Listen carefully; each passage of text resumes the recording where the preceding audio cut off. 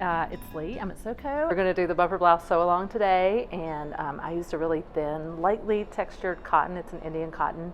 And then it's got buttons up the front. It's got a cool mitered corner on the hem, so if you've never done mitered corners, it's like a nice little detail that you can add, little side slits, so it's a pretty easy sew. So yeah, why don't you do it? So the first thing we're going to do is cut out all our pieces. We have 2 fronts, 2 backs, 2 collar pieces, 2 front facings, and then we have 1 small curved neck facing there on the back. I'm going to go ahead and interface all of the facing pieces. So these are the collars, the front facings, and the neck facing. I use a pressing cloth when I do this, and I actually just kind of use a sheet of interfacing and then kind of trim off extra after I press it. This is one way I do it, just because sometimes I get annoyed with interfacing, and this is a little less finicky for me. Just make sure you use a pressing cloth though, because you can get that stuff all over your iron, all over your table, so just be aware of that. So, yeah, these are our 2 collars. They actually, both sides of the collar get interfaced to give it a little bit of structure, and then I just trim off any kind of extra things that are hanging off here around the edge. The other thing you're going to interface are the 2 front facings that meet the collar, and this gives some structure to the neckline as well as providing some stability for your buttons and your buttonholes, which is pretty important so you don't rip through your fabric after wearing it a few times. So now we're going to lay these up once everything's interfaced, and we're going to sew our shoulder seams first.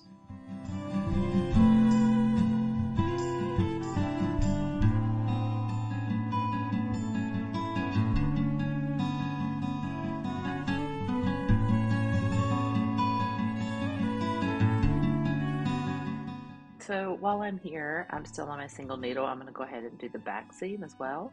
I will work in little chunks of activities depending on what machine I'm using. So I do all my single needles when I can, and then I'll hop over to the serger in just a second, and you can see me. I'll serge all those seams on the serger all in one go. Same thing with pressing. If I'm got a little group of things to press, and then I can take them all over and sew them, kind of at one time. It's definitely the way that I tend to do that. Sometimes in the filming of these things, I can't quite do that because I want to show you a little more clearly the steps as we do them. But yeah, just batch it out whenever you can. Makes it a lot faster. So here I'm just giving those seams that we just sewed a little press here. I do it from the back first and then from the front. Always, be careful when you're pressing. Make sure your iron's not too hot. All those things that you probably know already. So the next thing we're going to do is attach the collar here to the shirt itself. So, after you interface, you'll see what happened there is that after you interface, sometimes your notches get hard to see. And, something like a collar and a neckline, it's pretty important to match up those notches so everything ends really nicely. So I just recut those and then matched them up. Same thing here, going to match up these seams. And then I'll take this all over to the sewing machine and kind of sew all these little things at one time. So the first thing is the shoulder seam that happens between the 2 facings.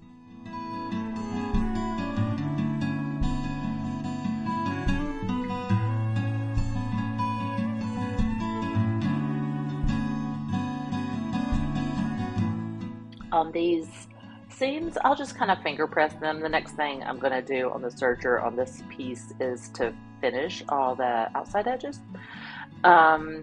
You'll see on the pattern this is your finished edge actually, is this serge. However, I am going to fold mine under, but even folding it under the serge just helps you turn it nicely. When you're fiddling around with a small little turn under, sometimes an overlock stitch or something giving it a little more structure, even though it is interfaced already, will help you turn that under nicely. So then I just finished that edge. And then the next thing I'm going to do is I'm going to serge my side seams. I'm going to just pre-finish these because these are actually going to be sewn, kind of separately because we have this little side slit. So you have to kind of, whatever edge finishing you do, you have to do before you get into your side seam sewing situation.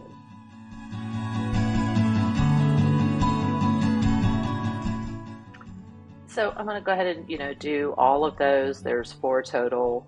and then I'll have those all finished when so that I'm ready to seam this. You will see sometimes in these sew-alongs I might do slightly different steps than we have in our instructions, just to show you different ways to do it, ways I might do it, in a factory where you're trying to batch out things, trying to do steps so you're moving around as you know, as minimally as possible around the room, actually.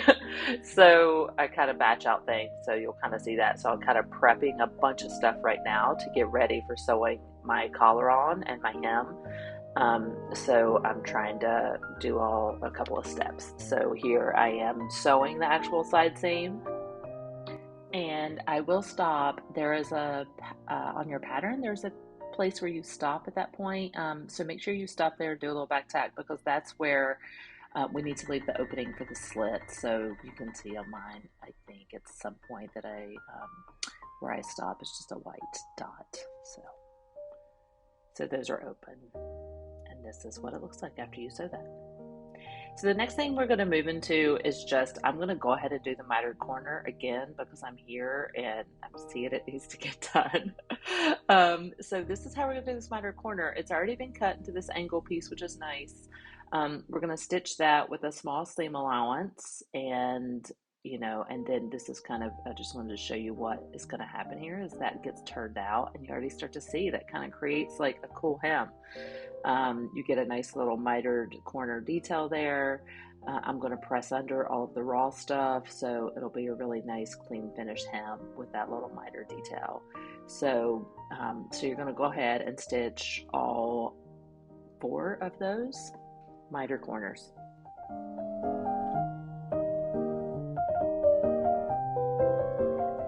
So you'll see here now I am clipping the corners. You'll clip the points for sure, and that's going to give you a nice, when you go to turn that with your point turner, a really nice point there. So you got to make sure you clip there.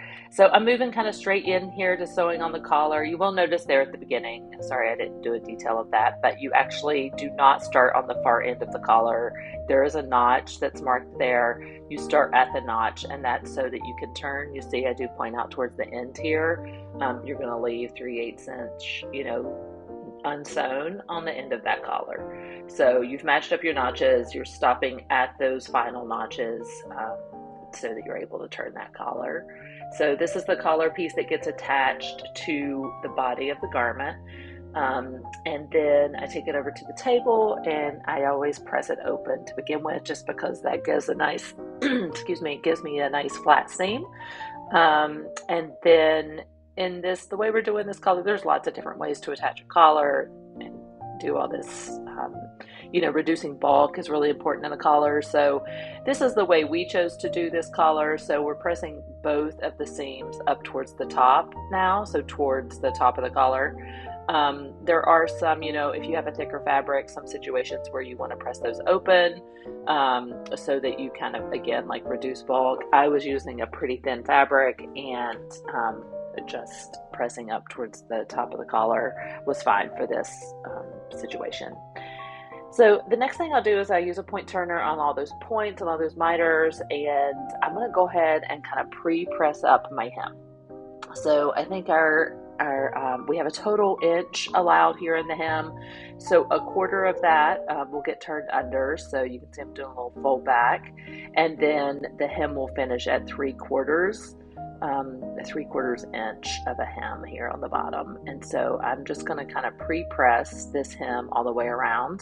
And I'm actually not going to sew it next, but I am going to prep it, because when I get my facings on my shirt, I'm going to be able to sew this all in one fell swoop, which means I'm going to sew down my facings all while I do my hem. So you'll see that in just a minute. So this is just some prep work, getting ready for that. You can see this shirt has a really cute lower back. It's not extreme.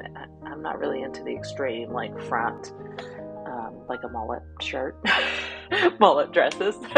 But this it's very subtle. It's really cute. I like this little detail on this shirt a lot, actually.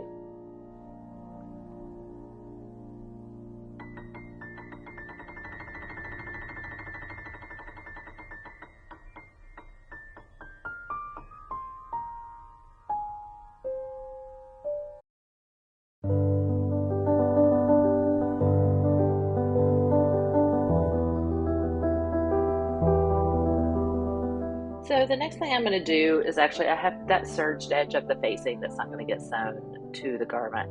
Well, actually, it will get sewn to the garment, but not as a seam. I am pressing that under just because, again, I like to do all this kind of prep stuff before I get to the machine. And I wanted to do a clean finish on the edge of mine, so that's why I'm pressing this under. You don't have to do this. You already have, serged it, so that would be fine too, to just see the serge. It's totally up to you. I just thought I would kind of show this, as a little detail. The other thing that could be nice to do too around this edge actually is to do a binding. Could be really pretty. So if you wanted like a pop of a print or a color around this instead of the serge, you could definitely bind this, and that would be a really nice detail. Sometimes these curves around here can get a little finicky because pressing under, so just, use your fingers to kind of walk it through and make it as nice and round as possible here. Next, we're going to pin the other collar piece to this facing. Okay, so again, we're just going to match up notches. There's a center back notch, and then obviously a shoulder seam notch here, and then you will match it at the point that is marked on your pattern for the point of the collar. And again, you're not going to stitch that very beginning and very end section down the 3/8 inch. You're going to stop at those points. And so here you can see a little close-up of that happening. And we're just going to sew this on the single needle.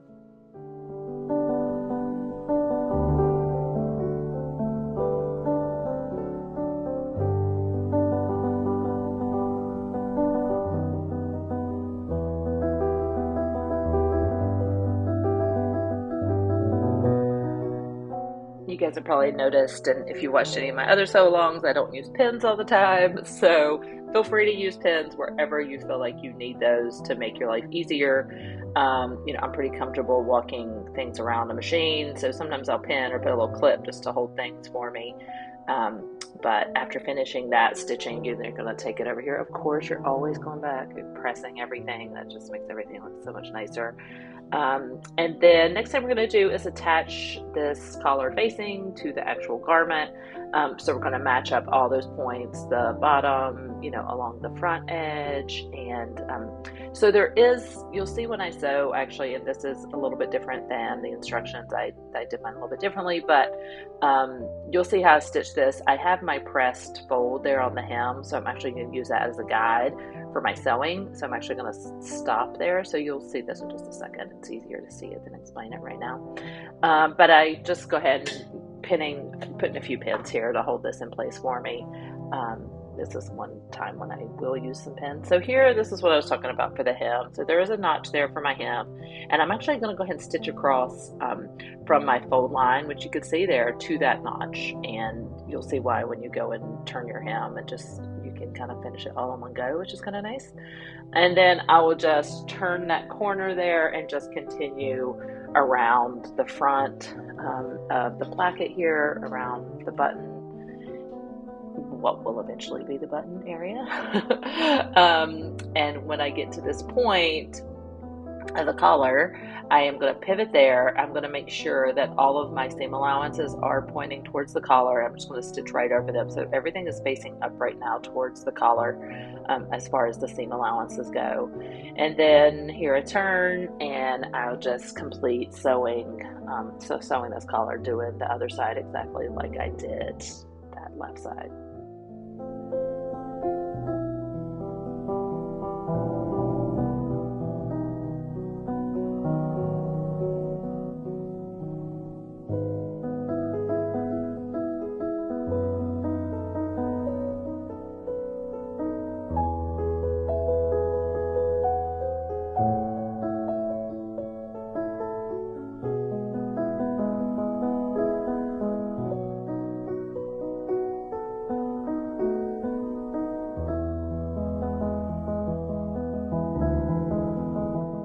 So as we start to get to the bottom again, you're going to see I do the same thing where I stop at the notch, which is at that inch mark, and then I'm going to kind of basically sew along that fold line that I've already got pressed in. And that's one reason why I did do that little pressing, to make that a little bit easier for you guys to see.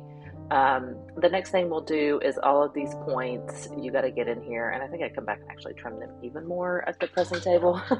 But you're going to press all of your corners, all of your points here, and then here at this place, you're going to make a notch all the way down to the seam. You know, you don't want to go through the seam, and you have to do it on both sides probably. You want that to be completely open.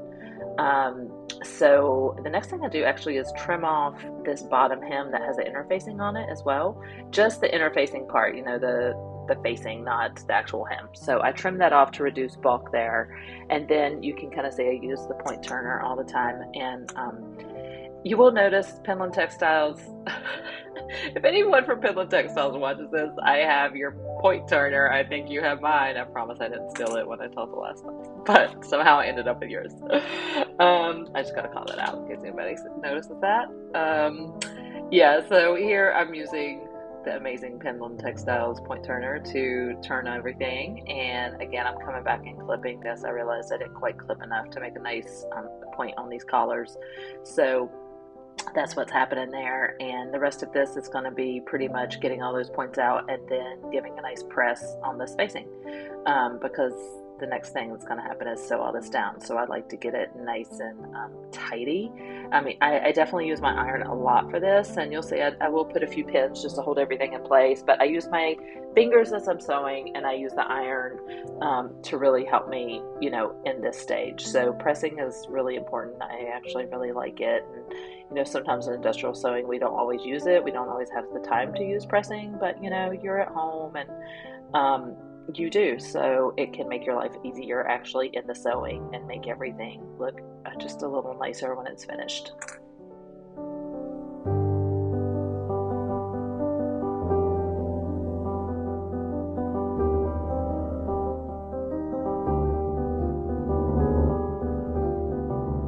So now we're going to come over, and all that prep work hopefully will make your life a little easier as you come to sew this. You'll see I still will have to use my fingers, just, you know, I didn't pin a ton here, and so I'll have to use my fingers to kind of make sure, even though I did press that facing under, you know, that surged edge, I have to maneuver it around, especially around those curves a little bit.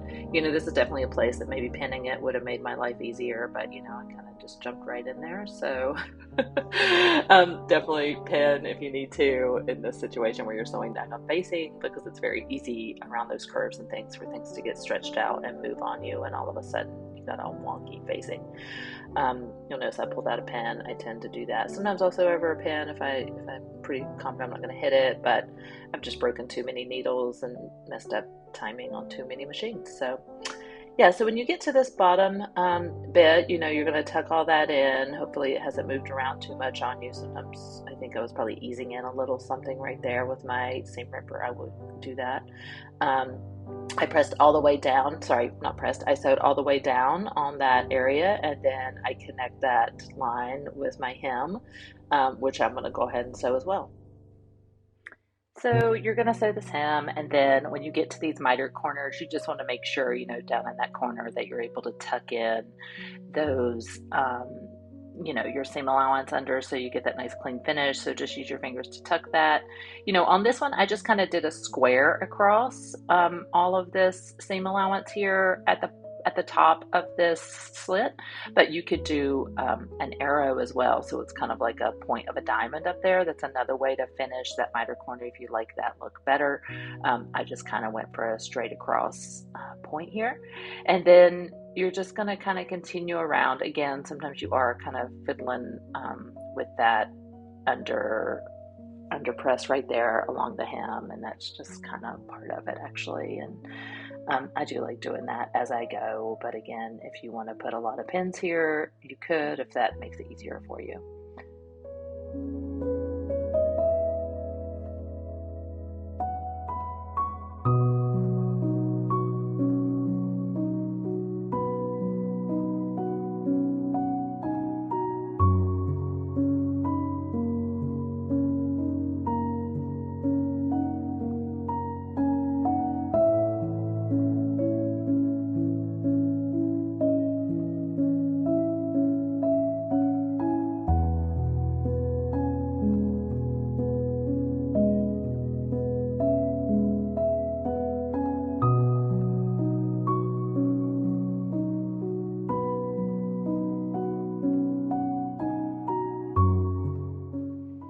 Once I have that all stitched, then I'll come back and give this a nice press all the way around. That kind of settles in all the stitches. This is kind of a time when I start to like clean up everything.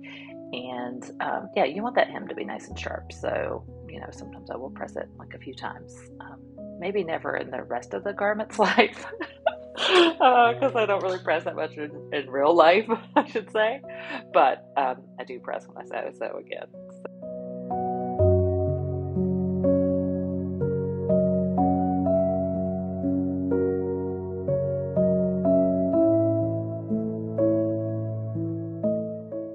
So next I'm going to move into my sleeve pieces, and you will notice first off that I have a seam here on mine, whereas you don't. And so that happened. We changed the pattern a little bit from our original, and this garment had already been started, and so that seam is not going to be in your sleeve piece. Just so you know, that's my shoulder seam, so you won't have that seam. The only seam you're going to have on your sleeve pieces are these are the extensions, so that you can kind of clean finish that sleeve. So if you want to roll it up. On your sleeve pieces, there will not be that seam that you can see that I'm going over, so just kind of ignore that. Your pieces will just be a rectangle. You might even see mine have a little shaping. That's because they got cut off the garment. So yeah, yours will look a little different. So what we're going to do is we're actually going to then do this seam that you'll have on yours and for the instructions. I did go ahead and press that hem. That's what I was doing right there. That's my final, like where I'm gonna stitch, do my final stitching. And I went ahead and pressed that before I sewed it on. I think in our instructions we have it once it's sewn on. So that's kind of up to you. I like to do it first, just because as much as I can work with like little pieces of material versus it's sewn onto a garment, it just makes your life a little easier. So here you can see I'm going to get in here and start attaching this sleeve extension piece here to the garment. So I like to work kind of inside this circle, I like to say. I don't know if that makes any sense, but so on the right side of the shirt, which is still my shirt still turned inside out, I stick the sleeve piece in there and match up all those seams. You know, again, you won't have that shoulder seam on your sleeve extension, but you match it up to the notch. The notches should match. And then I get in here and sew with the 3/8 inch seam allowance around that circle from the inside. And then once that's done all the way around, you'll see I'm gonna kind of take it over to the table. And of course, we're gonna give that a nice press. This is what this kind of looks like right now. So this is just showing you how this is gonna finish. So at the iron here, I like to make this seam nice and flat. I press it towards the sleeve piece versus towards the bodice. And so then when I go to fold up this, it's all tucked in there. You're basically just kind of, you know, clean finishing this, hiding all of that frayy, raggedy stuff with your cuff. And then I will, you know, kind of put a pin or two around this, just because sometimes when you're working around circles, and honestly, this is a kind of like a stitch in the ditch. I don't know if you've ever heard that phrase, but you're stitching along that seam, and so it kind of hides it from the outside, and then and you're catching it on the back side. So sometimes I might put more pins, and you definitely might want to, just to make sure you're holding that thing. You'll see this as I do this, I'm using my fingers a lot, and I'm feeling where that seam allowance is to make sure I'm catching it on the inside. You know, this is one of those little tricky things because you can't see what you're doing on that side. And you just want to make sure you catch that sleeve hem. I do pretty good on this. Sometimes I don't do so well, and I'll just have to come back and restitch, you know, seam ripper, take out some stuff, and make sure I catch that inside hem edge. And so that stitch in the ditch was done. You know, you don't really see it on the outside of the garment so much because you're stitching right in that literal ditch of where the seam allowance, the seam is hit. So this is what this looks finished. And then, you know, you do the same to the other side. I didn't show the second one, but then if you want to, you don't have to do this. I like always having that. I don't have to have my sleeves falling down, so I do a little tack. I still want it to look like it's rolled though. I don't want it to look like it's sewed down, so I just make a really minimal tack just right along the seam allowance there. It just kind of holds it in place. So I'll do that both at the shoulder seam and at the underarm seam.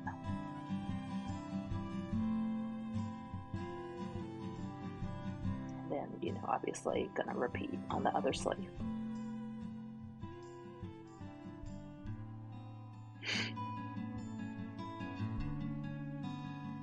you know those cuffs are going to stay up nicely folded. So I went home and sewed on buttons and buttonholes on my home machine. So this is my cute little pin cushion I've had for years and years. I don't know if you saw, it's like totally falling apart. I got it in Oakland, Chinatown. But I love that little pin cushion. And so here I'm gonna go a little slower here to just show you how to sew on a button. I double up my thread and put, you know, the loop in through. So when I'm actually sewing, I've got 4 pieces of thread. And again, we have this as a separate kind of tutorial, I think, in our library, but I figured I'd go ahead and show you here since we're here. Then, you know, snip these ends, and then I do this little trick with my knot. My snips were not working. I do a little trick where I roll around my finger and then roll it over. I'll show you that again here in a few minutes, but to make my knot, and then I just pull the knot towards the end. Sometimes I'll have to clip a little bit of the thread, but this one I think I got it, just pull the knot all the way to the end. And so then I've marked on my buttons and, you know, where the buttons need to go, and I just start coming up through my buttonholes. I do an X.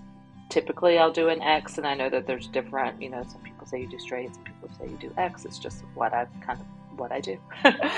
As I'm doing this first stitch, I definitely will come back through and kind of catch into my knot a little bit to reinforce that. Sometimes what can happen if your knot's not big enough, then it will actually slip right through your fabric, depending on if you have an open weave or not.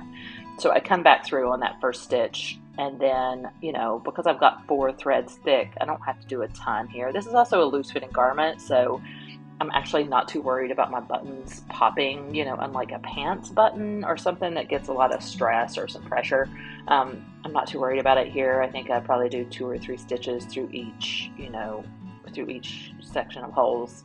And then I'm gonna flip it over and I'll come around to the back and I go through my stitches. Again, I'm kind of go overboard sometimes with security, I think, but I go through that, and then I'll go through once again before I tie my knot.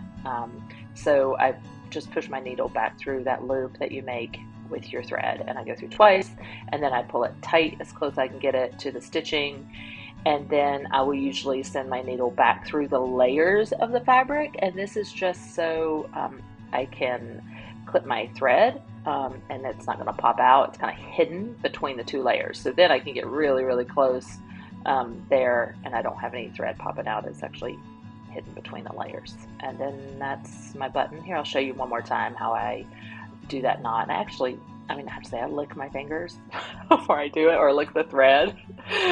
So, and do that roll and then pull. So you make a loop around your finger and then you roll it over itself and pull, and you see, like here I got a little bit more of a tail, so I just clip that really close. The other thing I like to do when I'm sewing on buttons, and I didn't do it here actually, is waxing my thread. So we can show you that at some point. I really like to wax my thread if I'm doing a lot of hand sewing.